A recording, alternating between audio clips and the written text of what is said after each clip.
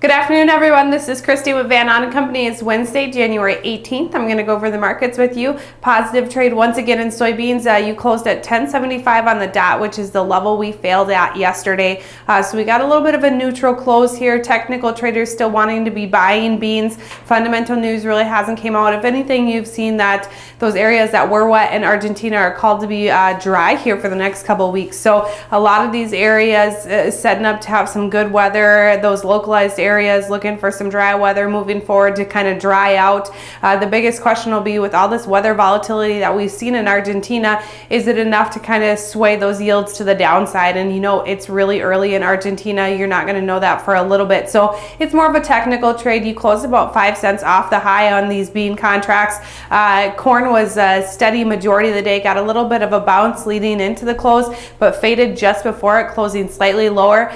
Chicago wheat slightly lower, Kansas City and Minneapolis slightly higher, so really not all that much. You did have unfriendly outside markets with crude being down $1.30, the dollar being up 64, and the Dow market being weaker as well.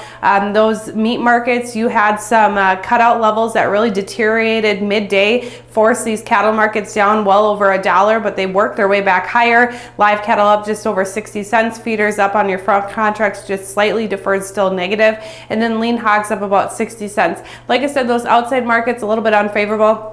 What we're going to be watching at is we got some big things coming forward. Tomorrow should be a little bit of a quieter day, but Friday going to be a big day. Inauguration Day, that's going to be a big one. That's going to offer a new look at a lot of factors that really implement into the agriculture world. Obviously, you aren't going to see those changes right away, but you start to see how those outside markets might format and move here, and those really affect those grain markets as well. And then also Friday, you have your export sales. They're going to be delayed by 1 day because of the holiday. You'll be able to get those details, and really that's going to be a big one for soybeans, as we've really lacked to get any private sales here except for one over the last month. And so we're going to have to see where those sales come in, because that's going to be a big one moving forward as well. I do have to close with a disclaimer. Trading in futures and options involves risk of loss and may not be suitable for all producers. Have a great day.